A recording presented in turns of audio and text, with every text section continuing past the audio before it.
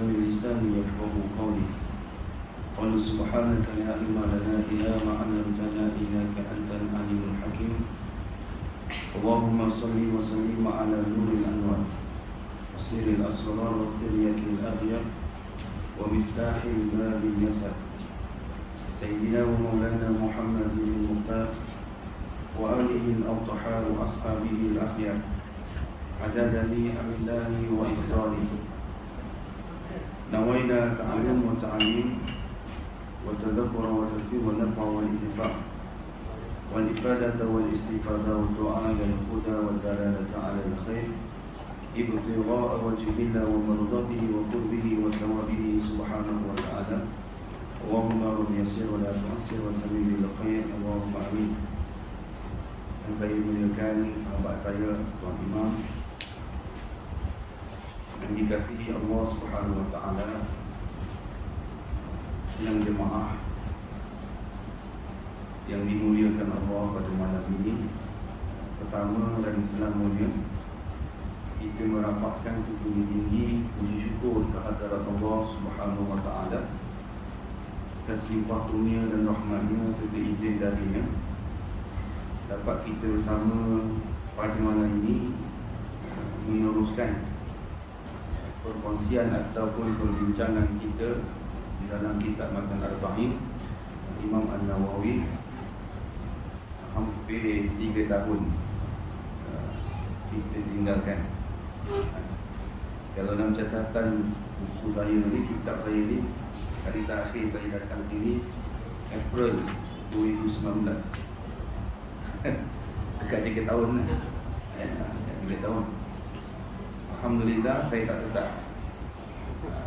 Saya masih ingat di jalan di sini. Nak jumpa dengan orang-orang saleh di sini, subhanallah, nak menumpang barakah dan rahmat. Mudah-mudahan keberadaan kita di rumah Allah yang mulia ini, khusus juga pada bulan Syaban, menjadi asbab kita diredai Allah Ta'ala, dan mudah-mudahan kita beroleh keampunan daripada Allah Subhanahu Wa Ta'ala. Bahkan Allah memandang kita dengan pandangan rahmatnya. Allah merezekikan kita untuk sampai ke bulan Mubarak, iaitu bulan Ramadan. Mudah-mudahan amin. Kita menyambung perbincangan pada hadis ke-19 berkaitan pertolongan, pemeliharaan dan bantuan Allah Subhanahu wa taala. An Abi Abbas Abdullah bin Abbas radhiyallahu anhuma qala kuntu khalfan nabiy sallallahu alaihi wasallam yawma faqala ya gulam inni uallimuka kalimatin ihfazillah yahfazka ihfazillah tajidhu tujahaka idza sa'alta fas'alillah wa idza ista'adta fasta'in billah wa'lam anna al-ummata law ijtama'at 'ala an yanfa'uka bi shay'in lam yanfa'uka illa bi shay'in qad katabahu Allahu lak wa in ijtama'u 'ala an yaduruka bi shay'in lam yaduruka illa bi shay'in qad katabahu Allahu 'alaik rufi'atil aqlam wa jaffatis suhuf. Rawahu Tirmidzi. Yang bermaksud daripada Abu Al-Abbas Abdullah bin Abbas radhiyallahu anhuma, katanya pada suatu hari aku berada di belakang Rasulullah sallallahu alaihi wasallam dan baginda sallallahu alaihi wasallam telah bersabda, wahai budak, sesungguhnya aku mengajari kamu beberapa kalimah. Peliharalah Allah, Allah akan memelihara kamu. Peliharalah Allah, pasti kamu mendapatinya berada di hadapanmu. Apabila kamu meminta, maka mintalah dari Allah.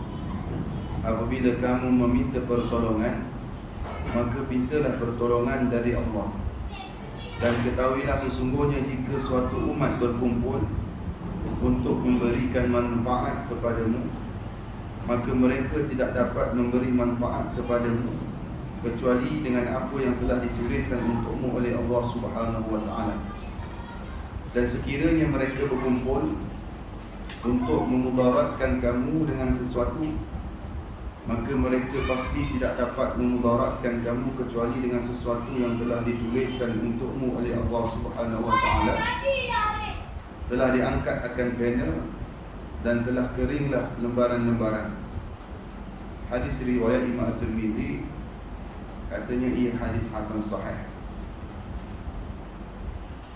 Contoh yang dimuliakan Allah Subhanahu wa taala, berkaitan dengan hadis ini,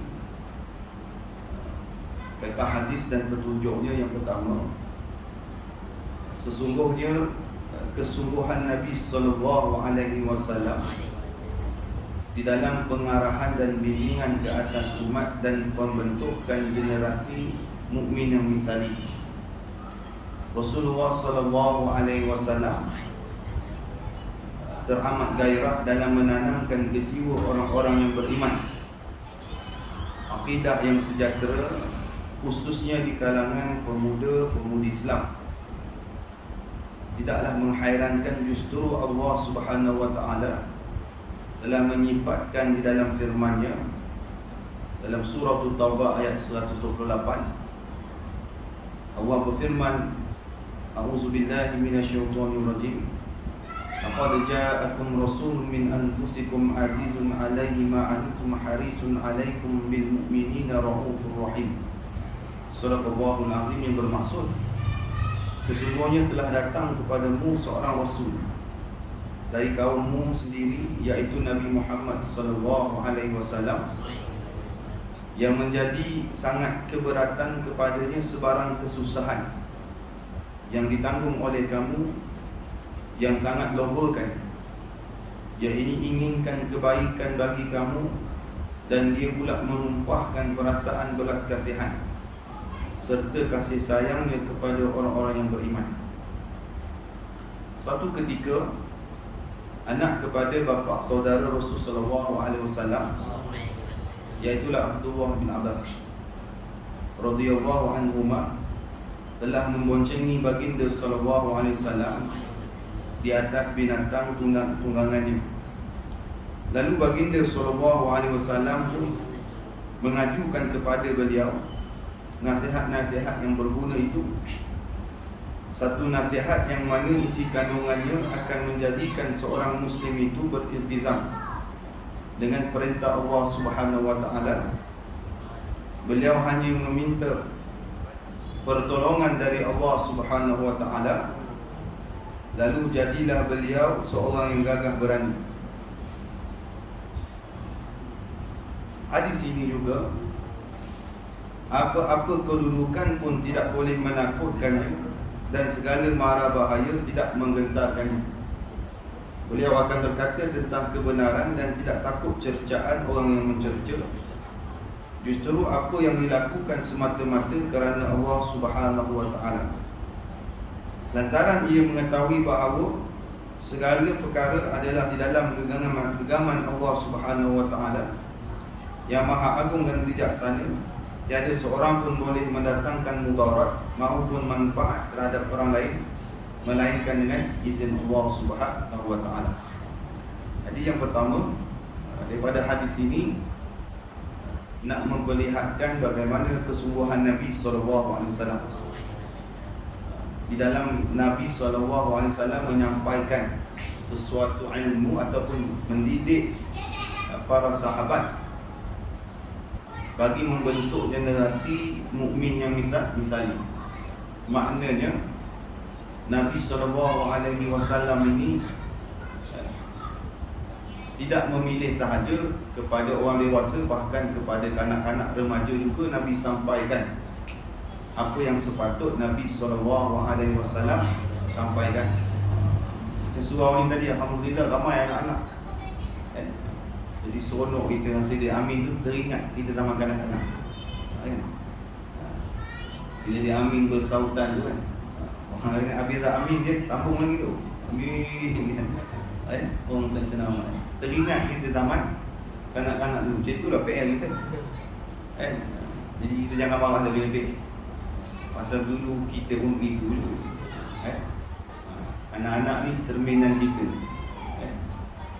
Masalah buat warak sangat, marah maksudnya bukan tak boleh tegur, boleh, tapi jangan sampai anak ni jauh dari rumah Allah Subhanahu wa ta'ala. Jadi syukur kita ada generasi-generasi macam ni yang dekat dengan rumah Allah Subhanahu wa ta'ala. Maka di kesempatan itulah, sebagaimana baginda SAW menunjukkan kepada kita, patut kita buat benda yang sama.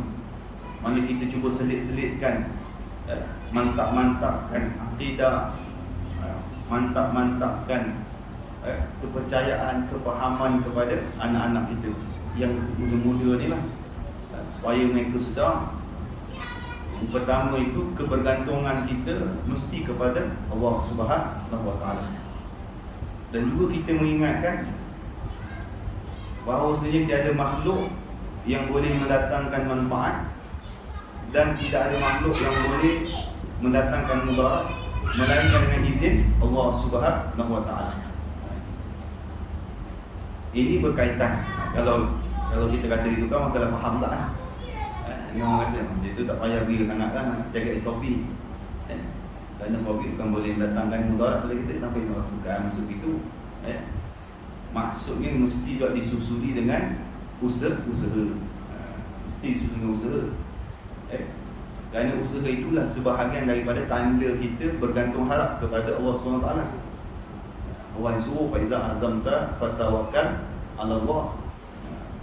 Sebelum berserah kepada Allah Ta'ala, beri kita akal supaya boleh membezakan mana baik, mana buruk. Mana setelah berusaha itu, selebihnya patut kita serah kepada Allah SWT. Macam kita lah, untuk jaga SOP, kita pakai mask sebagai contoh, datang ke masjid, surau pergi mana-mana pun, kita usaha dah. Selebihnya tawakal ala Allah. Kita disuruh kita berusaha itu. Walaupun kita duduk di khalayak yang ramai, kalau bukan izin Allah Ta'ala mengizinkan kita selamat, maka kita selamat. Maka diajar juga kepada kita oleh baginda sallallahu alaihi wasallam terhadap bagaimana cara-cara nak menyelamatkan diri daripada wabak dan seumpama. Di antara dia ajar kita dengan kalimat a'udzu bikalimatillahi tammati min syarri ma khalaq. Dan bila kita masuk sesuatu kawasan yang kita khuatiri akan menyebabkan mudarat, maka bacalah a'udzu bikalimatillahi tammati min syarri ma khalaq. Tiga kali ayat nak buat diri kalau masuk seraya a'udzu bikalimatillahi tammati min syarri ma khalaq. Orang kata gini. Hutan ke laut ke? Ya, benda yang sama. Jadi masuk hutan, bukan masuk hutan, kita masuk hutan kita apa nama, datuk nenek kampung lalu, cucu nak lalu, itu tak betul tu. Itu memang khurafat betul tu. Itu orang dulu nak mengajar gitu kan. Tapi sebenarnya masuk hutan ke nak pergi ngai ke nak kita nak camping ke, baca a'udzu bikalimatillahi tammati min syarri ma khalaq. Atau kita nak pergi family day, contoh geng-geng Laguna ni kan Laguna 1 kan, depan Laguna Biru kedua kan, saya tengok penuh dah subhanallah kan. Sebab tu ialah 3 tahun tak pernah datang. Lalu pun luar je tak masuk lah. Pasal orang tak jemput, dia tak datang kan. Hari ni yang jemput pun tak datang. Senang. Jadi kita baca benda yang sama. Kalau kelompok kita ramai, kita baca na'udzu bikalimatillahi tammati min syarri ma khalaq. Kemudian kita tambah bismillahirrahmanirrahim la yadurru ma'a ismihi syai'un fil ardi wala fis sama'i wa huwas samiul 'alim. Jadi benda-benda gini kita nak tekankan pada ahli keluarga kita, pada masyarakat kita, sebagaimana apa yang dibuat oleh baginda sallallahu alaihi wasallam. Maknanya proses pembelajaran itu sentiasa berlaku. Tak semesti secara formal di sekolah, di madrasah. Sambil kita buat kereta boleh kita mengajar anak kita. Sebagaimana Nabi buat, sambil membonceng. Abdullah bin Abbas bonceng Nabi. Sepupu Nabi yang paling, sepupu Nabi yang muda. Abdullah bin Abbas radhiyallahu anhu. Maka Nabi menyampaikan kalimat-kalimat yang boleh mengukuhkan akidah, memperkasakan kepercayaan, kebergantungan hanya kepada Allah Subhanahu wa taala. Tadi yang kedua, perkataan-perkataan yang berkekalan dan uslub yang bijaksana. Ibnu Abbas radhiyallahu anhuma telah memberitahu kepada kita tentang wasiat yang menyeluruh dan mencakupi segala urusan itu. Menyeluruh, sebagaimana yang telah diwasiatkan kepadanya oleh Rasulullah sallallahu alaihi wasallam ketika beliau duduk membonceng baginda sallallahu alaihi wasallam di atas binatang tunggangannya. Dulu tak ada wai suku, RS pun tak ada. Jadi zaman kita ni wai suku ada, RS ada, sambil bonceng anak kita tu kita ajar. Ni kita nak masuk pasar raya ni, speed mark ni. Jadi kita masuk tempat ni kita tak tahu kan. Pasal benda wabak Covid tak nampak. Kalau nampak senang elak kan. Benda tak nampak. Kalau hari ni pun Musa Sena Muhammad tadi ada orang share kat kita, Ustaz Fakul Arif doakan kan Tuan Guru Abdi Hatul Aziz awam dijangkiti Covid-19. Dia minta doakan. Kita doa benda tak nampak kan. Jadi kita pun ngajar anak kita masuk, sebelum masuk tu baca a'udzu bikalimatillahi tammati min syarri ma khalaq. Jadi itu perkara yang penting tuan-tuan. Sebenarnya yang perlu kita bimbing, didik selain daripada kita membesarkan SOP. SOP itu satu hal lah, yang perlu kita buat. Tetapi dalam masa yang sama kita juga mesti meletakkan kebergantungan kita kepada Allah Ta'ala. Mana kebergantungan kepada Allah Ta'ala itu lebih besar daripada kerangka SOP. Itu yang kita nak tanamkan kepada masyarakat kita. Kalau tidak, dia akan memandang SOP lebih besar. Bukan bermaksud tak kena patuh SOP itu. Kerana selagi tak bersalahan dengan syarak, mana kita kena patuh, kena ikut sebagai contoh. Tetapi dalam masa yang sama, mari kita sama-sama meletakkan diri kita sebagai hamba Allah Subhanahu wa taala. Sebab itulah pentingnya wasiat ini, kerana ia mengandungi pengarahan dan bimbingan yang amat bermanfaat. Menjadi tanggungjawab bagi seseorang itu untuk mengambil berat dan perhatian tentangnya dan bersungguh-sungguh untuk mengamalkannya. Bersungguh-sungguh. Maknanya kalau tak apa, bawa lalu kita ada smartphone canggih kan, tuan. Masuk baca a'udzu bikalimatillahi tammati min syarri ma khalaq. Tak ada masalah. Tapi kalau lama-lama kita dah buat istiqamah, kita ingat insya-Allah. Kita ingat. Tak kira mana-mana tempat kita nak pergi pasar malam, tempat yang orang ramai, tempat yang kita khawatiri ada wabak itu. Kita cerita pasal wabak lah, pasal zaman kita, zaman wabak kan.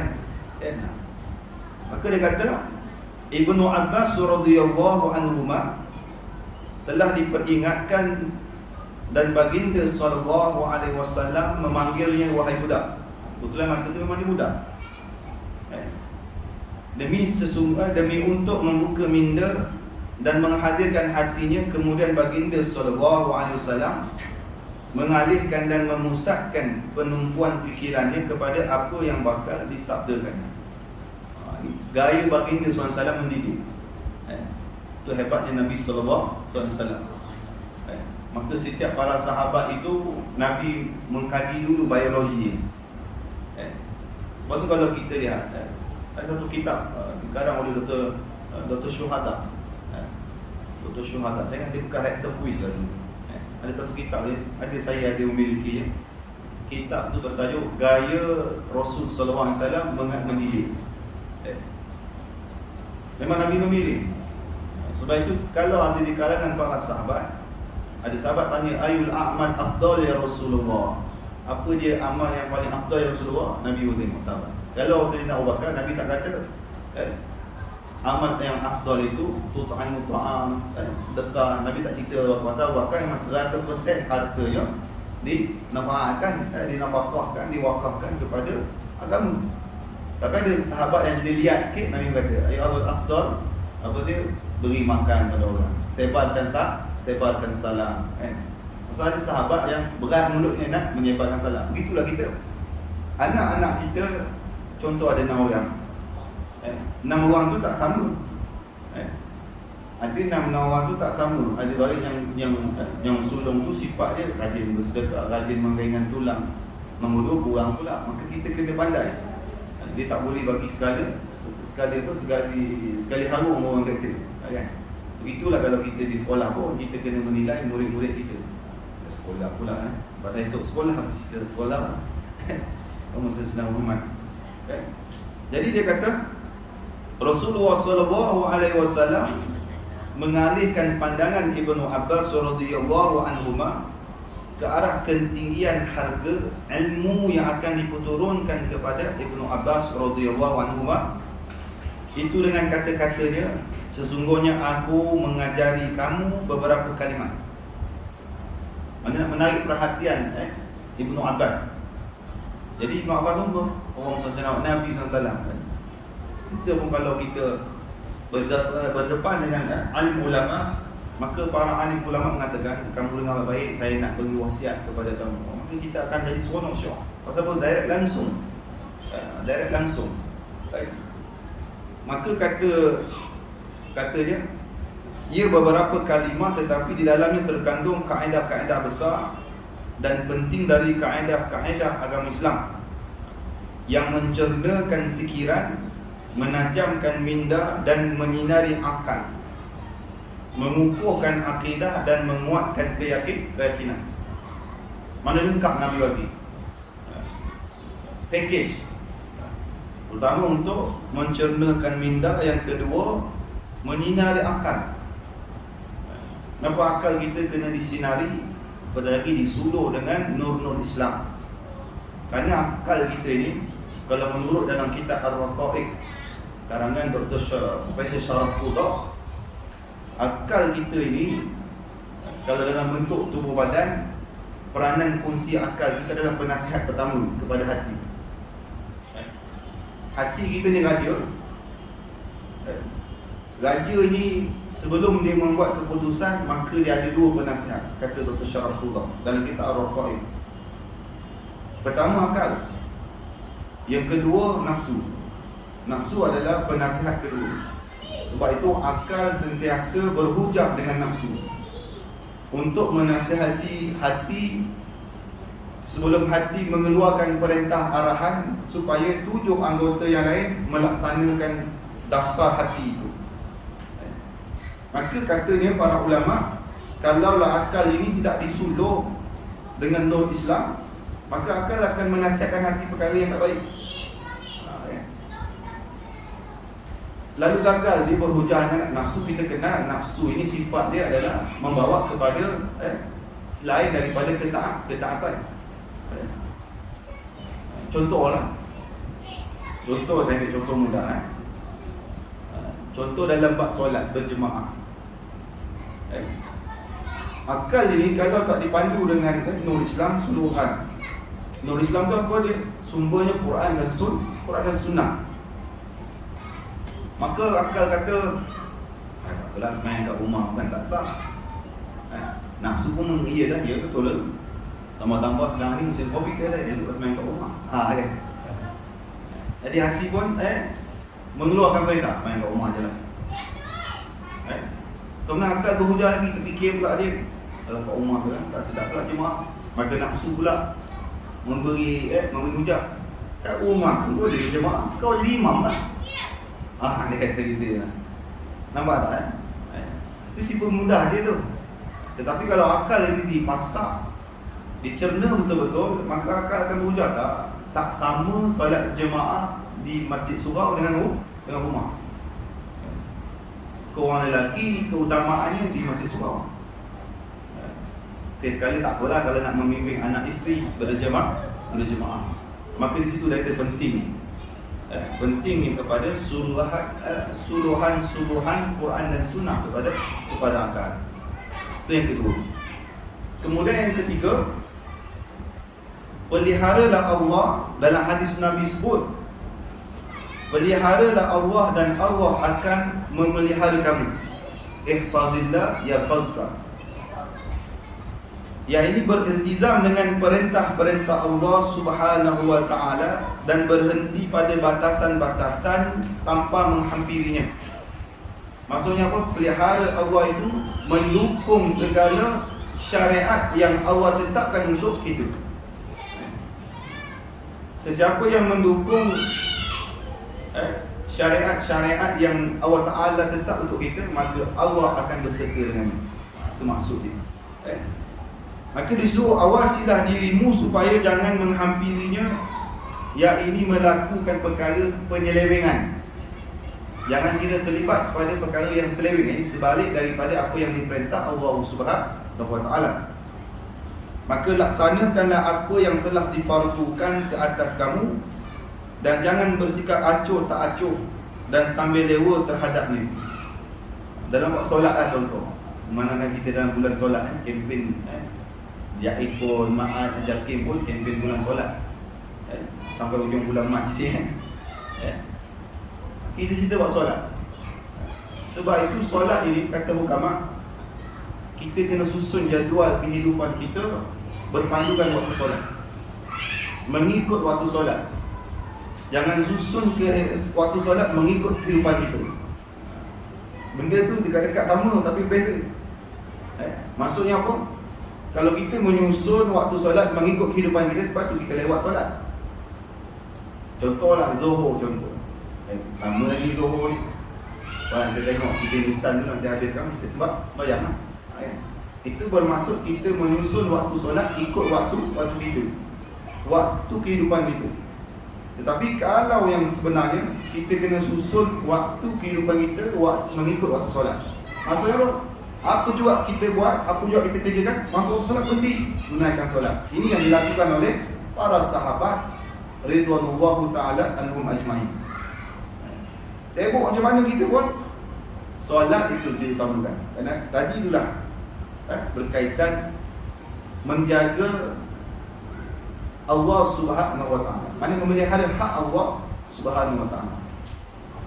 Maka dia kata, ketika itu saksikanlah bagaimana Allah Subhanahu wa Ta'ala memelihara agama kamu, menjaga akidah kamu dari tersasar, melindungi dirimu dari kekhawatiran jiwa dan najis kesesatan, serta bagaimana dia melindungi diri kamu dari kejahatan-kejahatan makhluk dan menahan kamu dari syaitan-syaitan yang daripada bangsa manusia dan jin.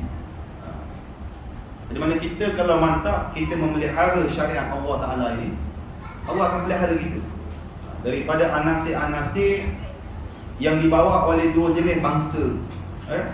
Syaitan itu jenis manusia dan jin. Jadi dua jenis, minal jin dan tiwanas. Waktu kadang-kadang bila kita nak pergi kuliah, mana tu yuk? Kuliah ayah esok boleh lagi. Itu syaitan dulu. Orang macam ni kita kena bacakan isti'azah, auzubillahi minasyaitanir rajim. Mengapa saya kata begitu? Kata Imam Ibn Katsir dalam tafsirnya, bila menafsirkan kalimah isti'azah, kalimah syaitan itu, kata Imam Ibn Katsir, syaitan itu adalah apa-apa jua yang membawa orang jauh daripada Allah Ta'ala, syaitan. Syaitan.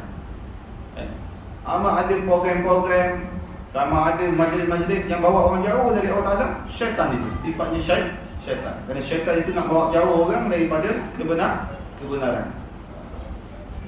Jadi kita kena hati-hati. Maka dia kata, menolak dari kamu segala kesakitan dan kezaliman serta dari orang-orang yang mengikuti jalan kamu dari kalangan ahli keluarga dan kaum kerabat. Allah Subhanahu wa Ta'ala berfirman, A'udzubillahi minasyaitonir rajim.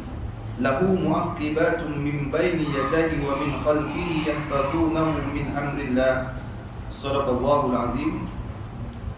Surah Ar-Ra'd pada ayat 11 yang bermaksud, bagi setiap manusia ada malaikat-malaikat yang selalu mengikutinya bergiliran di hadapan dan di belakang, yang mengawas dan menjaganya daripada sesuatu bahaya dengan perintah Allah Ta'ala. Untungnya orang yang menuruti segala perintah Allah Ta'ala, maka Allah Ta'ala bekalkan kepada kita malaikat-malaikat yang bergilir-gilir, sentiasa menjaga, mengawasi kita daripada sesuatu yang bahaya. Subhanallah. Lepas tu juga Nabi SAW ajar kita satu amalan yang ini kita kena memang amal betul-betul. Sama ada kita nak keluar bekerja, sama ada kita nak keluar berjalan, nak bercuti dan seumpamanya. Keluar saja rumah, maka Nabi ajar kita bacalah bismillahirrahmanirrahim, tawakkaltu 'ala Allah, la haula wala quwwata illa billah il aliyil azim. Banyak 3 kali. Kerana dengan membaca kalimat-kalimat itu, Allah mengutuskan malaikat untuk mengawasi kita, memberi keselamatan kita, mengelakkan daripada kecelakaan dan seumpama. Jadi penting kita amalkan. Jadi maknanya dia ialah Allah Subhanahu Wa Taala mempunyai malaikat-malaikat yang sentiasa bergila-gila menjaga manusia dan mengelilinginya dari segenap arah dengan perintah Allah Subhanahu Wa Taala dan dengan keizinan darinya bagi memeliharanya, iaitu kita, dari barang apa yang memudaratkan. Allah Subhanahu Wa Taala telah berfirman mengenai pemeliharaan zuriat dalam surah Al-Kahfi ayat 82. A'udzubillahi minasyaitonirrajim. Wa kana abuhuma salihah. Dan kedua-dua ibu bapa mereka, iaitu 2 orang anak yatim itu adalah orang yang soleh. Dan kata pengarang kita, dan jika kamu memelihara Allah Subhanahu Wa Taala di dalam kehidupan duniamu, maka Allah Subhanahu Wa Taala pasti memelihara kamu di dalam kehidupan akhiratmu. Mana kita jaga Allah Taala, jaga dalam bentuk mentaati perintah Allah. Bukan jaga Allah sumpah kita jaga anak-anak dah, kan gitu. Jaga di sini maksud memelihara hak-hak Allah Subhanahu Wa Taala. Maka katanya Allah Ta'ala akan pelihara pula kehidupan akhirat kita. Allah Subhanahu Wa Ta'ala memeliharamu dari api neraka dan menyediakan buatmu syurga yang luasnya seluas langit dan bumi, yang diperuntukkan bagi orang-orang yang bertakwa.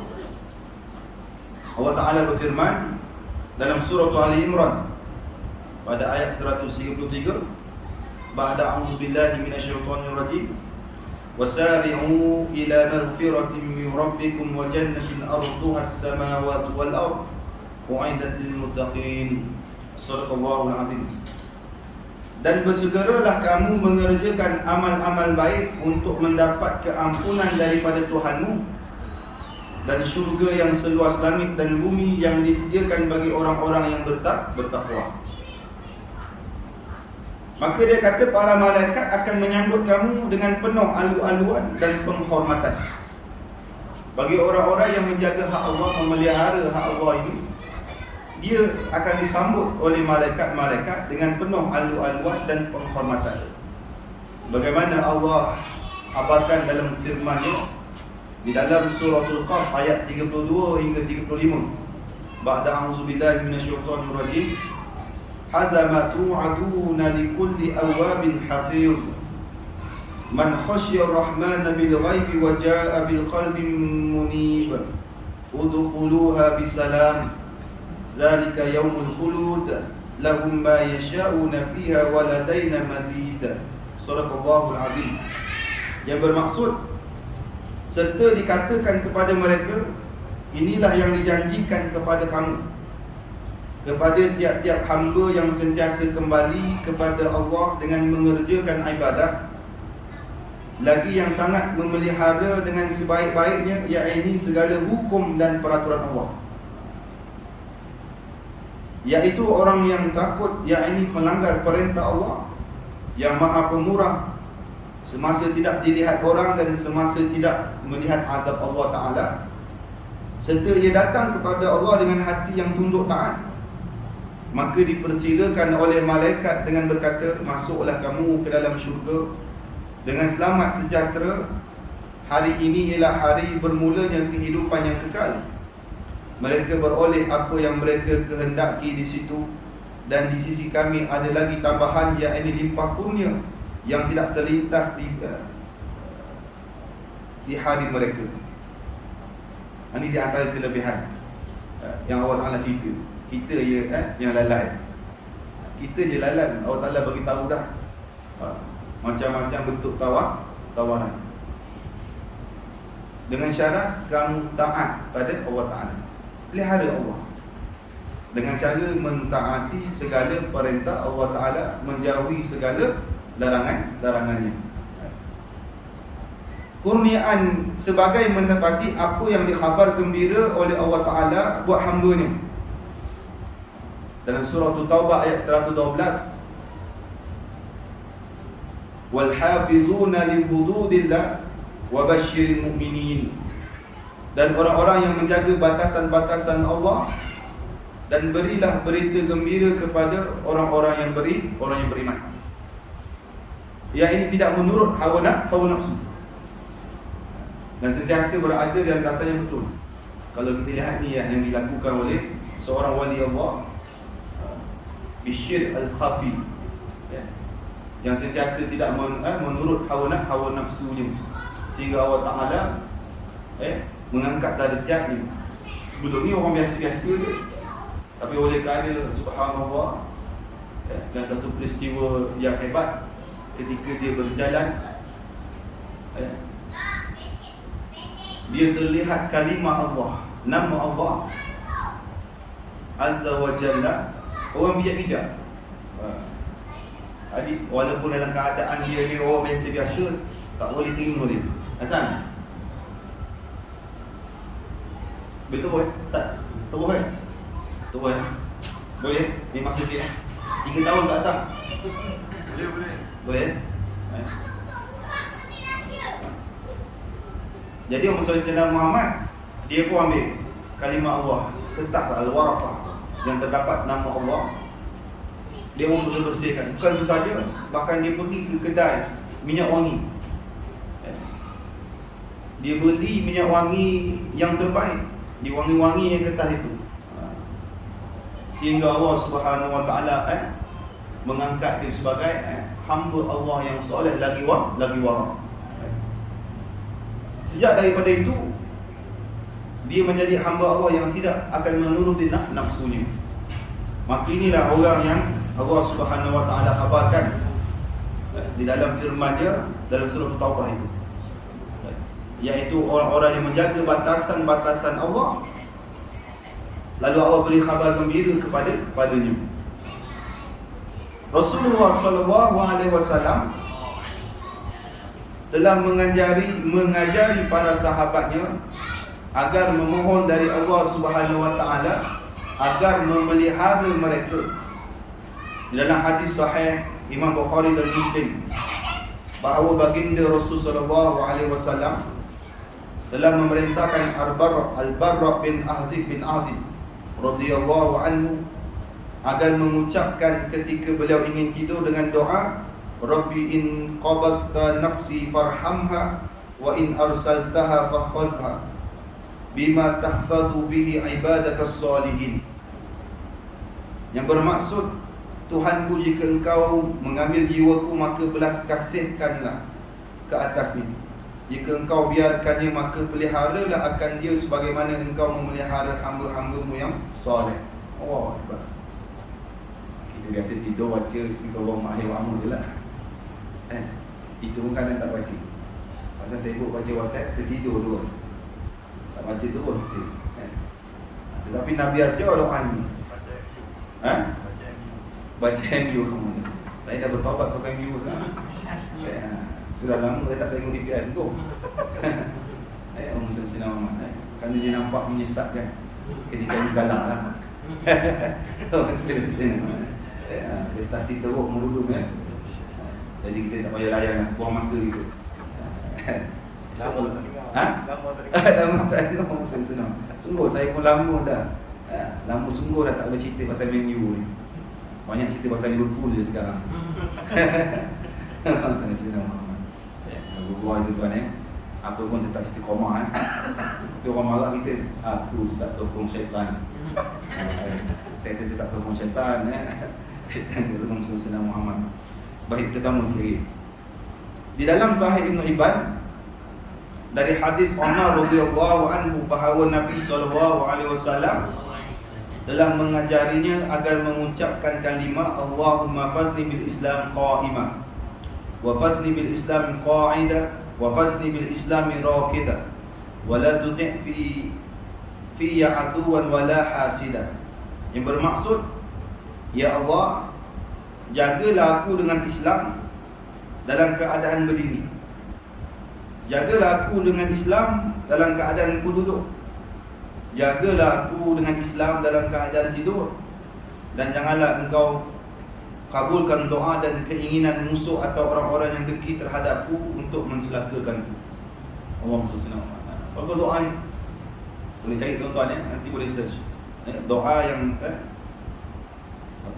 yang Nabi ajar daripada Sahih Ibn Hibban, diriwayat oleh Imam Umar radhiyallahu anhu. Maknanya nak beritahu kepada kita, dengan Islam ini tak ada waktu. Maksudnya apa juga kita buat, betul salah neracanya adalah panduan agama. Waimah sampai tidur pun kena ikut cara Islam. Bangkit tidur pun cara Islam, mandi cara Islam, makan cara Islam, semua ni Islam. Sebab tu Islam a way of life. Betul ke bahasa Inggeris saya tu Ustaz? Betul Jadi Islam lah cara hidup kita. Apa lagi kita nak ambil yang boleh menyelamatkan kita? Islam. Itu yang ketiga. Sebenarnya yang ketiga tu kita dah baca 3 tahun lalu, pada tarikh 21 April 2019. Saya ulang semula. Saya yakin tuan-tuan tak ingat, pasal saya pun tak ingat juga. Petang tadi baru tengok semula kan Musa Sinar Muhammad. Yang 3 tahun tu ada Musa Sinar Muhammad. Jadi yang keempat, pertolongan Allah Subhanahu wa taala dan penambahan kekuatan darinya. Dalam hadis itu Nabi ajar kepada kita berkenaan dengan pertolongan Allah Subhanahu wa taala dan penambahan kekuatan darinya. Yang ini barang siapa yang memelihara Allah Subhanahu wa taala, maka ianya bersama-sama dengan perhatian dan pertolongan Allah Subhanahu wa taala. Memelihara dan menjaganya mengurniakan taufiknya dan mengurniakan kepada keistiqamahan.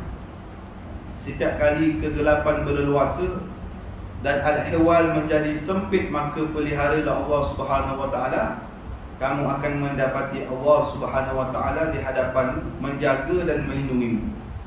Mana dalam keadaan kita busak, dalam keadaan kita Musa Sinar Muhammad keluh kesah, jiwa tak tenteram, baliklah kepada Allah Subhanahu wa taala. Allah Ta'ala firmankan dalam surah An-Nahl pada ayat 128, ba'da a'udzubillahi minasyaitonir rajim, innallaha ma'al ladzina taqaw wal ladzina hum muhsinun. Sadaqallahul azim. Sesungguhnya Allah bersama-sama dengan mereka yang bertakwa dan mereka yang mengerjakan kebajikan. Qatadah radhiyallahu anhu telah berkata, barang siapa bertakwa kepada Allah, Allah bersama dengannya. Dan barang siapa Allah Subhanahu wa taala bersama-sama dengannya, maka bersama-samanya adalah satu pasukan yang tidak boleh ditewaskan, penjaga yang tidak tidur, dan pemberi petunjuk yang tidak akan sesat. Ini kelebihan. Namun demikian, dia kata pertolongan Allah Subhanahu wa taala dan pembelaan Allah itu berkaitan erat dengan ketaatan kita kepada perintah-perintah Allah. Dia tak datang begitu saja, tetapi tak didahului dengan taatnya kita kepada perintah Allah dan menjauhkan diri kita daripada segala apa yang Allah larang. Barulah Allah berserta dengan kita, Allah kirim kepada kita bantuan-bantuannya. Maka dia kata, barang siapa yang mentaati Allah Subhanahu wa taala, pasti Allah menolong dan menambahkan kekuatannya. Sebaliknya, barang siapa yang memaksiatinya, Allah Subhanahu wa taala akan membiarkan dan menghinakannya. Sebagaimana Allah Ta'ala katakan dalam firman-Nya dalam surah Muhammad ayat 7, ba'da a'udzubillahi minasyaitonir rajim, In tansurullaha yansurukum wa yutsabbit aqdamakum. Jika kamu membantu Allah, nescaya Allah akan membantu kamu untuk mencapai kemenangan dan meneguhkan pendirian kamu. Maksudnya, kalau dalam konteks sekarang ni, kita berada dalam zaman musibah pandemik. Musibah lah kita katakan, COVID. Jadi bagaimana Allah Ta'ala nak melihara kita musibah kalau dalam masa pandemik pun kita tetap melakukan dosa dan maksiat. Kalau kita tengok kaca TV, beraneka-aneka program-program yang melalaikan di saat kita diuji dengan musibah. Maka tidak sepatut selayaknya orang yang beragama Islam dalam sama memohon Allah Ta'ala mengangkat wabak dengan segera, tetapi tetap memaksiati Allah Subhanahu Wa Ta'ala, maka itu pasti tidak akan berlaku. Kerana tidak menepati syarat. Ini sama macam berlaku zaman Nabi Musa AS, ketika mana diuji dengan ujian musibah kemarau. Ketika mana kaum Musa kata, Bani Israel ini pelik sikit. Bila dia susah baru dia cari Nabi dia. Dia suruh kepada Nabi Musa AS, Musa, bukankah kau boleh bercakap dengan Tuhan? Mintalah hujan turun. Walhasilnya mereka ini berkumpul di satu lapangan minta hujan turun. Tak turun hujan. Nabi Musa pun pergi jumpa Allah Ta'ala. Cakap Allah Ta'ala, kenapa permintaan kami tidak dikabulkan? Tahu mana mungkin dikabulkan kalau di kalangan kamu ada seorang yang betul-terusan melakukan maksiat. Maka Nabi Musa kembali kata kepada kaumnya begitu. Jadi orang yang melakukan maksiat itu tersentak hati dia. Bertaubat dia kepada Allah Ta'ala. Bertaubat dia. Hujan turun, subhanallah. Maka Nabi Musa pun jumpa Allah Ta'ala. Wahai Allah, tadi kau kata ada kalangan kami yang bermaksiat betul-terusan, lalu hujan turun. Kata Allah Ta'ala, dia telah pun bertaubat kepada dia. Di situ ada 2 poin. Poin yang pertama, seandai kita mengharap betul bantuan Allah Ta'ala, mari kita sama-sama. Jangan tengok orang. Kita tengok diri kita sendiri. Apa dosa kita buat pada Allah Subhanahu Wa Ta'ala sehingga Allah Ta'ala melewat-lewatkan mengangkat musibah ini. Kita dah overdose lagi cuma lagi takut overdose. Kalau overdose pun bahaya juga. Mana overdose tak boleh sembahyang. Contoh orang minum ketum overdose. Orang minum segelas, dia minum 4 tundram. Overdose tu.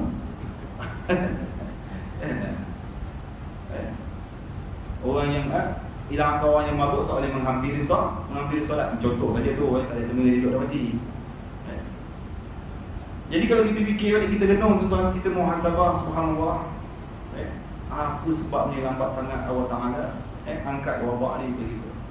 Itu dosa. Kalau setiap daripada kita orang yang berlaku hamba Allah Ta'ala bermuhasabah begitu, barang pasti mungkin Allah Ta'ala kabulkan doa kita. Begitu yang berlaku pada zaman Nabi Musa AS. Itu yang pertama. Yang kedua, pengajarannya Allah kasih kepada hamba-Nya. Bila Nabi Musa tanya, wahai Allah, tunjuk aku siapa orang ni. Kata Allah Ta'ala, dalam keadaan dia boleh maksiat pun aku tidak buka aibnya. Apa dah lagi setelah dia bertaubat kepada Allah Subhanahu Wa Ta'ala. Allah Ta'ala menjaga aib hamba-Nya. Subhanallah. Maha suci Allah Subhanahu Wa Ta'ala. Nak cerita tuan. Hal ini perlu kita sedarkan kepada masyarakat kita, masyarakat kita, supaya Allah Ta'ala segera angkat wabak ini daripada negeri kita, negara kita, bahkan seluruh dunia. Tapi tidak semacam aja maksiat ni berluas, subhanallah. Yang berjoget-joget kat TikTok macam-macam yang macam muka pun ada. Macam muka tau. Tahu macam muka yang jalan begitu kita tengok kat social media tak apa pesen kita. Apa seronok tak? Ikhtilat tak jaga lelaki perempuan bercampur apa semua kan. Jadi mana malu kita dalam masa sama kita mengharap bantuan Allah Ta'ala, tetapi kita menjauhkan diri daripada mentaati Allah Subhanahu Wa Ta'ala. Dan Allah Ta'ala berfirman lagi, Dalam surah Al-Imran pada ayat 160, ba'da a'udzubillahi minasyaitonirrajim, yansurukumullahu fala ghaliba lakum wa in yahzulkum faman dzalladzi yansurukum min ba'dih. Sadaqallahul azim. Jika Allah menolong kamu, maka tidak ada siapa pun yang dapat mengalahkan kamu. Dan jika Allah membiarkan kamu, yakni tidak memberi pertolongan, maka siapakah gerangan yang dapat menolong kamu selain daripada Allah sesudah itu? Siapa lagi kita nak tolong kita? Kalau Allah yang Maha Berkuasa tak menolong kita dengan asbab kita melakukan maksiat kepada siapa kita nak harapkan? Tak ada kuasa dan daya upaya melainkan Allah Subhanahu wa taala. Maka sebab itulah disuruh kita balik kepada Allah Subhanahu wa taala. Dia cukup sekali dulu. Bila 3 tahun tak datang, jangan lama-lama sangat. Tak boleh juga. Kejap sangat pun tak boleh. Nanti takut tu tak dapat datang langsung. Ustaz dia jangan panggil terus lah. Elok dia tak datang, aman kita. Cepat kita boleh ngetek, tengok TV dan sebagainya. Jadi tuan-tuan yang dimuliakan Allah Ta'ala, kita tanggung sampai takat tu dulu. InsyaAllah ada rezeki kita sambung yang kelima. Hadis yang ke-19 ni menarik tuan-tuan. Sangat menarik. Satu kaitan pertolongan, pemeliharaan dan bantuan Allah SWT. Siapa lagi kita nak harapkan adalah melainkan Allah Subhanahu wa taala. Tolong kita makhluk macam kita juga. Jangan kita makhluk tolong ramai aku boleh COVID, dia pun kena semacam tu. Kan? Pasal benda tak nampak. Jadi maknanya orang Muslim senang Muhammad, baliklah kita kepada Allah Subhanahu wa taala. Apatah lagi kalau kita Allah rezekikan masuk kepada bulan Ramadan nanti, sama-sama berdoa. Bermunajat, sama-sama bermuhasabah, istighfar. Moga Allah ampun dosa-dosa kita, Allah angkat segala wabak dan bala. Yang masuk tahun ketiga kan? Cukuplah. Kita tak pernah tak boleh duduk ke masjid, cukuplah. Rasa perik tu ada. Masuk senang Muhammad kan? Kalau tahun-tahun pertama tu, kalau kita bertugas di masjid 3 orang dia datang, boleh datang masjid surau. Kadang-kadang seorang je. Nampak bila kat Bilal pun tak datang. Dia package semua, dia imam, dia Bilal, dia siap. Kadang-kadang imam pun datang.